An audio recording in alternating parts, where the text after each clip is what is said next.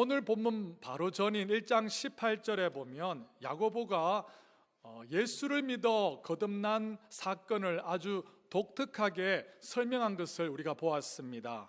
하나님이 자기의 뜻을 따라 진리의 말씀으로 우리를 낳았다라고 되어 있습니다. 하나님은 진리의 말씀으로 우리를 낳으셨습니다.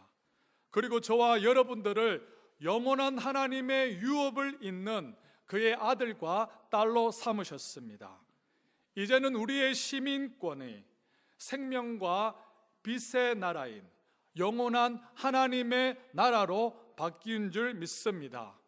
그러므로 과거의 어둠의 그 사단의 나라에 살았던 것처럼 행동하고 살아가는 것이 아니라 하나님의 나라의 시민권을 가진 자로서 빛의 자녀로서 하나님의 자녀로서 합당하게 살아가야 된다는 것입니다.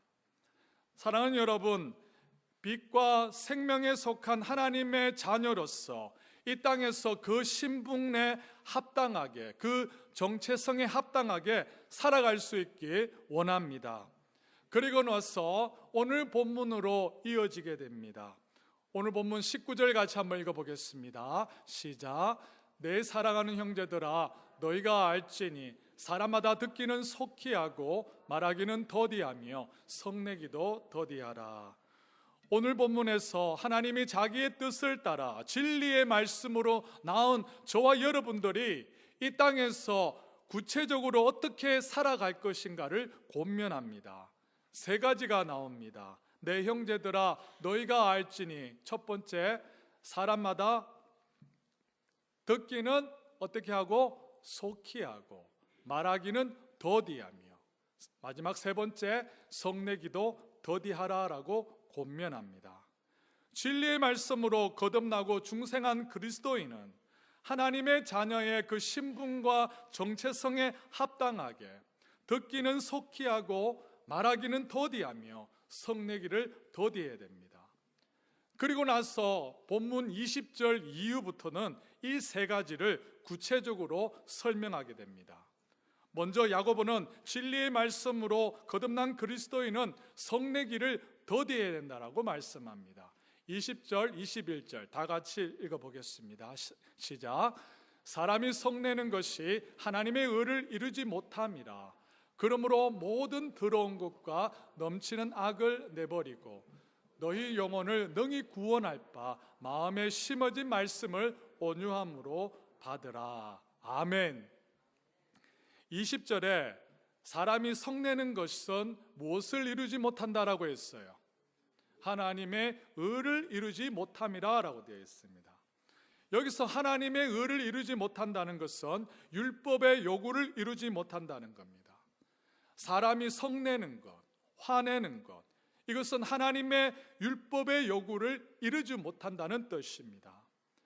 여러분, 하나님의 그 율법의 요구가 가장 잘 나타낸 곳이 어디인 줄 아십니까?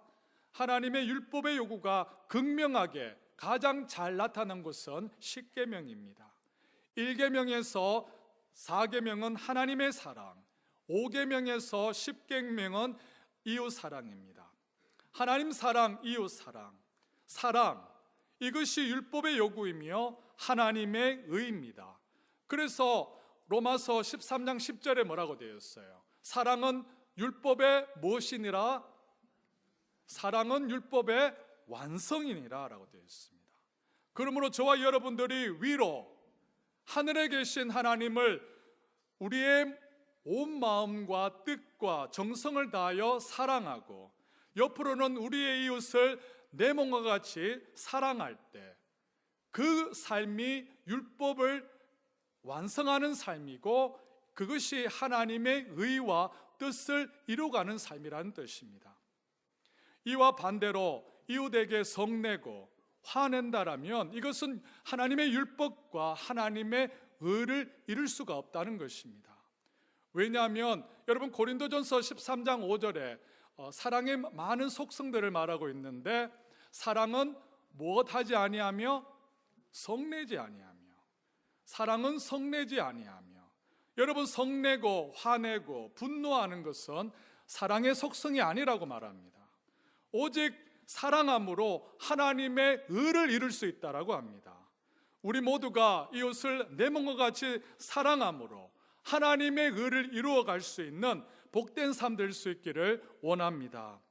그러면 우리가 어떻게 우리 이웃에게 화를 내지 않고요, 사랑함으로 하나님의 의를 이루어 갈 수 있습니까? 이웃을 사랑함으로 하나님의 의를 이루어 갈 수 있는 것은 모든 더러운 것과 넘치는 악을 내버리고 너희 영혼을 능히 구원할 바 마음에 심어진 말씀을 온유함으로 받을 때 가능하다라고 본문은 말씀합니다. 앞에서 말씀드렸듯이 하나님은 자기의 뜻을 따라 진리의 말씀으로 우리를 낳으셨습니다. 믿으십니까? 하나님께서 우리를 진리의 말씀으로 우리를 낳으셨을 때 여러분, 그때 우리는 새로운 피조물이 되었습니다. 우리가 새로운 피조물이 되었지만 우리 안에는 여전히 죄의 본성이 남아 있어요. 그래서 우리 안에 잔존하는 이 죄의 본성으로부터 언제든지 더러운 것과 넘치는 악이 나올 수가 있습니다. 우리가 이웃을 향하여서 성낼 수도 있고요, 화낼 수도 있고요, 이웃을 미워할 수도 있고요, 시기할 수도 있고요, 이웃에게 거짓을 행할 수 있고 불의를 행할 수 있다는 것입니다. 그러면 이러한 모든 더러운 것과 넘치는 악을 내버리고 어떻게 이웃을 사랑함으로 하나님의 의를 이룰 수 있습니까? 21절 하반절에 나왔던 것처럼 너희 영혼을 능히 구원할 바 너희 마음에 심어진 말씀을 온유함으로 받을 때 가능한 줄 믿습니다.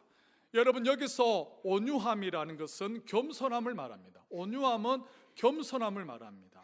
저와 여러분들이 이웃을 사랑함으로 하나님의 의를 이루어갈 수 있는 방법은 뭐냐면 하나님의 말씀을 온유함으로 겸손함으로 받을 때 가능하다는 것입니다.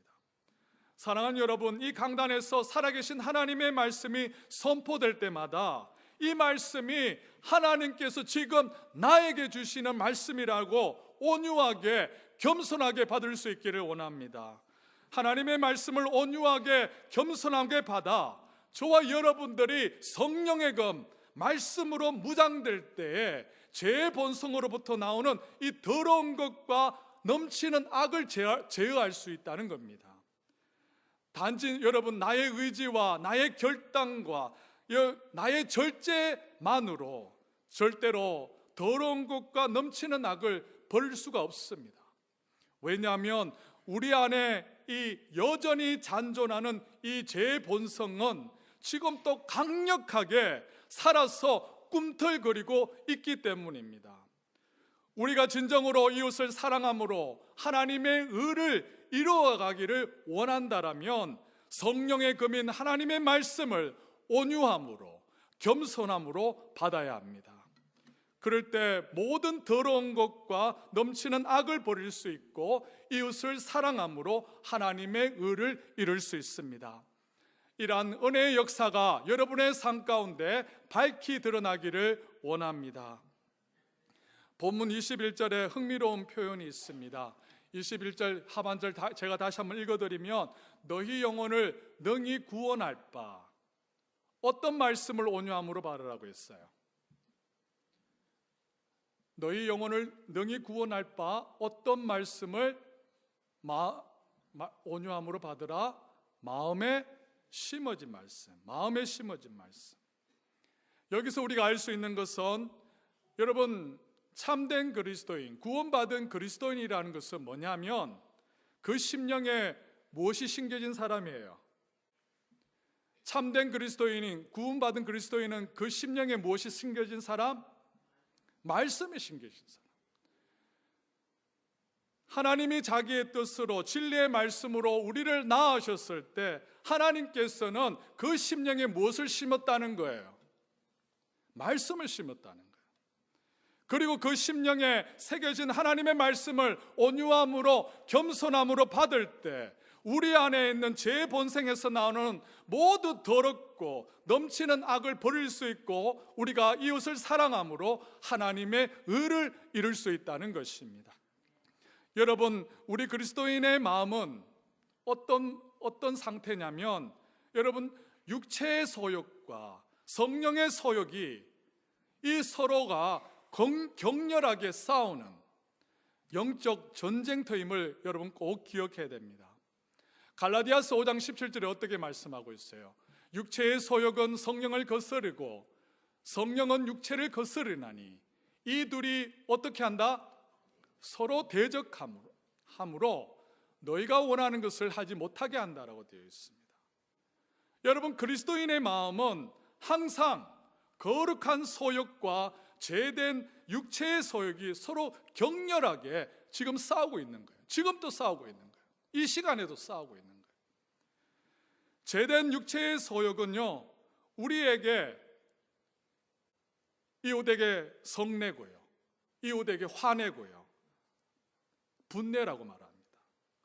그러나 그때 오직 살아계신 하나님의 말씀의 그 능력으로 여러분 이 모든 더러운 것을 버릴 수 있고요, 악을 버릴 수 있고요, 오직 그 말씀만으로 하나님의 의를 이룰 수 있을 줄 믿습니다. 제가 간절히 바라고 기도하는 것은 여러분 우리의 안에 심겨진 그 말씀, 또한 기록된 성경, 또한 이 강단에서 선포되는 그 말씀을 온유함으로 겸손함으로 받음으로 제 본성에서 나오는 모든 더러운 것과 넘치는 악을 버리고 이웃을 사랑함으로 하나님의 의를 이루어가는 구원받는 참된 믿음을 가진 모든 성도님들 될 수 있기를 원합니다. 두 번째, 진리의 말씀으로 거듭난 중생한 그리스도인은 하나님의 그 자녀의 신분에 합당하게 듣기는 속히 하라고 고민하고 있습니다. 본문 우리 22절에서 25절 4절을 같이 한번 읽어보겠습니다. 시작. 너희는 말씀을 행하는 자가 되고 듣기만 하여 자신을 속이는 자가 되지 말라. 누구든지 말씀을 듣고 행하지 아니하면 그는 거울로 자기의 생긴 얼굴을 보는 사람과 같아서 제 자신을 보고 가서 그 모습이 어떠했는지를 곧 잊어버리거니와 자유롭게 하는 온전한 율법을 들여다보고 있는 자는 듣고 잊어버리는 자가 아니요 실천하는 자니 이 사람은 그 행하는 일에 복을 받으리라. 아멘. 1세기 당시에는 지금처럼 성경이 흔하지 않았습니다. 그래서 말씀을 맡은 대표자가 큰 소리로 성경을 읽었을 때 성도들은 들었습니다. 그래서 본문 22절에 너희는 말씀을 행하는 자가 되고 듣기만 하여 자신을 속이는 자가 되지 말라라고 말씀하고 있는 겁니다. 여기서 듣는다는 이 의미는 단순히 귀로 듣고 또한 단순히 그 들은 말씀을 내 마음으로 동의하는 차원을 그것을 넘어서서 이 듣는다는 이 의미는 순종이 담겨 있습니다. 순종. 듣는다는 이 성경적인 의미는 하나님의 말씀을 들은 후에 순종이 즉각적으로 온전하게 부족함이 없다는 뜻이 담겨 있습니다. 창세기 22장 2절에 보면 하나님께서 아브라함에게 내 아들 내 사랑하는 독자 이삭을 데리고 모리아 산으로 가서 내가 내게 일러준 한 산 거기서 그를 번제드리라고 말씀하셨을 때 2절 그 다음 바로 그 다음 절인 3절에 아브라함은 어떻게 했어요? 아브라함은 아침에 일찍이 일어나 이삭을 데리고 하나님께서 그에게 지시한 곳으로 간 그러한 순종하는 모습이 나옵니다. 아브라함은 하나님의 말씀을 들었을 때 즉시로 순종한 그 순종이 오늘 본문에서 듣기는 속히 하라는 그 의미와 똑같습니다. 사랑하는 여러분, 이 강단에서 하나님의 말씀 맡은 설교자를 통하여서 여러분에게 말씀을 주실 때 여러분에게 서로 사랑합시다, 서로 용서합시다, 서로를 섬깁시다, 하나님의 나라를 위하여서 선한 일을 감당하시다라는 하나님의 그 말씀을 주셨을 때 적시로 여러분의 삶 가운데 거룩한 순종, 거룩한 실천, 거룩한 행함이 있는 하나님 보시기에 아름다운 삶 될 수 있기를 원합니다. 이렇게 성경에서 하나님의 말씀을 듣는다는 것에는 순종한다는 의미가 포함되어 있습니다. 순종한다는 것은, 우리가 듣는다는 것은 뭐냐면 몸으로 들어야 돼요. 몸으로 순종하는 겁니다. 우리의 말의 개념도 똑같습니다. 여러분, 우리가 부모의 말씀을 잘 듣는다, 여러분 이 뜻이 무엇입니까?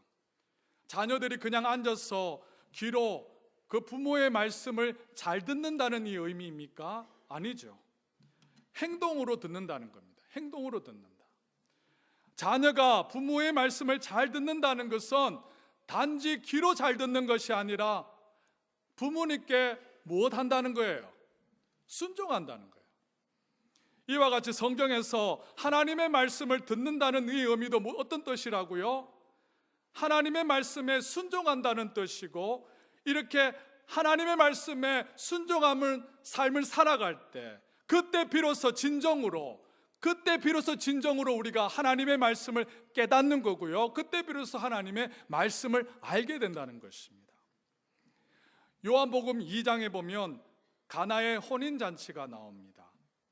잔치에 포도주가 떨어지자 마리아가 예수님께 나와 청하면서 하인들에게 이르기를 무슨 말씀을 하시든지 그대로 하라고 말합니다. 예수님께서 마리아의 청을 받으시고요, 항아리에 물을 채우려고 명령하십니다. 하인들은 물을 기르다가 붓고 또 붓고 아귀까지 채웁니다. 그리고 그것을 떠서 연회장으로 이렇게 갖다 주게 됩니다. 그리고 요한복음 2장 9절에 이러한 반응이 나옵니다. 다 같이 한번 읽어보겠습니다. 시작. 연회장은 물로 된 포도주를 맛보고도 어디서 왔는지 알지 못하되 물떠온 하인들은 알더라. 여러분, 물로 된 이 포도주, 연회장에 있는 많은 사람들은 이 물로 된 포도주를 맛보고도 어디서 왔는지 알았어요, 몰랐어요? 몰랐어요. 그러나 누구는 알았습니까? 물떠온 하인들은 알더라라고 되어 있습니다. 그 포도주가 어디에 왔는지 연회장에 있는 수많은 사람들은 알지 못하였지만, 그러나 물을 직접 길어 부은 사람, 즉 하나님의 말씀에 순종한 그 사람은 그 포도주가 어디서 왔는지를 알았다는 거예요. 이것은 무슨 말입니까? 하나님의 말씀에 순종한 그 자만이 하나님의 말씀을 알 수 있다는 거예요. 이것을 다르게 말하면 하나님의 말씀에 순종이 없는 사람은 모른다는 거예요. 하나님의 말씀에 순종이 없다는 것은 하나님의 뜻을 알 수도 없다는 뜻입니다. 말씀을 듣고 그대로 행하지 않는 그 사람은 그 말씀의 능력이 얼마나 있는지, 그 신비로운 능력을 알 길이 없다는 뜻입니다.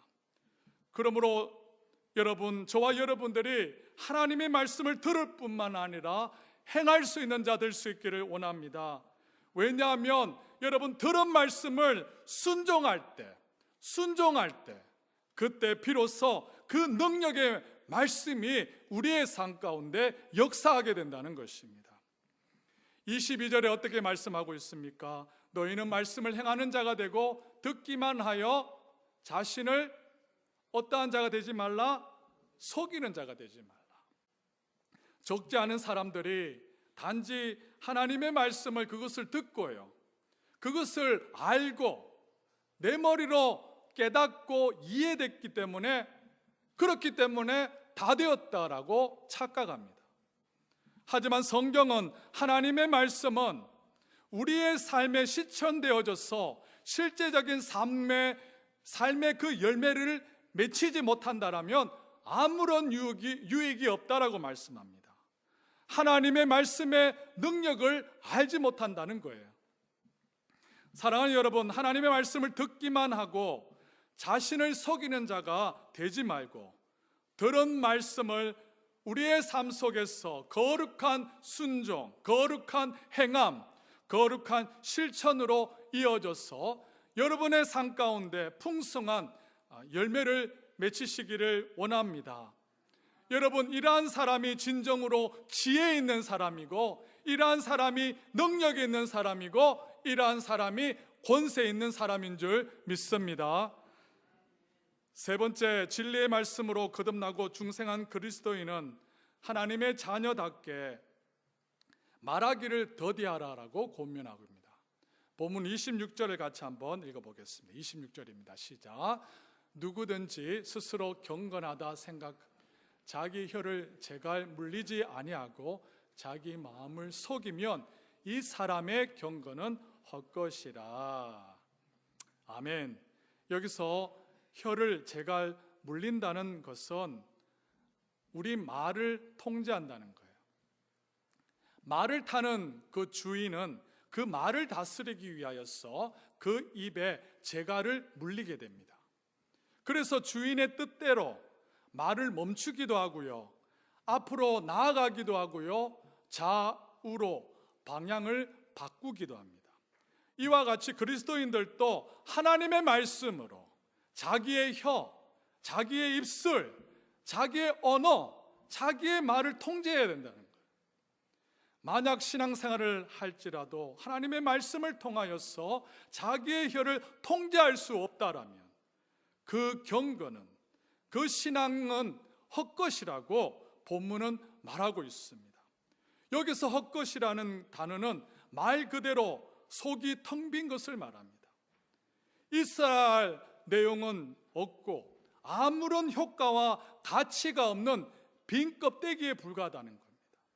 마치 여러분 약이 다 닳아버린 건전지와 같이 모양은 그럴싸한데 아무 쓸모가 없다는 뜻입니다.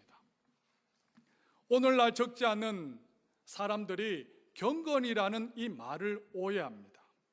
형식적이고 의례적인 모양을 다 갖추었기 때문에 그것이 경건이고 신앙생활이 다 되었다라고 착각합니다. 예배 빠지지 않고 정기적인 헌금을 내고 직분을 받아서 자기 나름대로 봉사하고 종교적인 생활의 요구를 모두 내가 다 했기 때문에 신앙생활이 다 되었다라고 생각합니다. 이것이 전적으로 틀린 것은 아니지만 실속이 꼭 있어야 됩니다. 내면적인 경건이 없다라면 외적인 경건의 모양은 아무런 의미가 없다라고 오늘 본문은 말씀하고 있습니다. 본문에서는 참된 경건은 우리의 혀를 통제할 수 있느냐라고 말하고 있습니다. 우리의 입에서 나오는 그 언어, 그 말을 정말 너가 통제할 수 있느냐는 거예요. 야고보는 외적인 경건의 모양은 있으나 자신의 혀, 자신의 말, 자기의 언어를 통제하지 못하는 그 사람의 그 경건은 뭐냐면 헛것이다 라고 말씀하고 있습니다. 어떤 분은 하지 말아야 할 말을 내뱉고요, 해야 할 말을 하지 않습니다. 위로해야 될 때 분을 내고요, 진리를 말해야 될 때 거짓을 말해요. 그리고 듣는 일에는 군뱅이보다 느리고 말하는 데는 총알같이 빨라요. 상대방이 말이 끝나지도 않았는데 도중에 바로 끊고 들어와서 그 말을 가로채워서 자기 생각만 퍼붓는데 이렇게 시간을 들입니다. 여러분, 이러한 사람들은 아무리 겉으로 형식적으로 의례적인 그런 모든 모양을 갖추어도 야고보는 이러한 경건은 어떤 것이라고 했습니까? 헛것이라고 했어요. 아무런 쓸데없는 껍데기에 불과하다라고 야고보는 말씀하고 있습니다.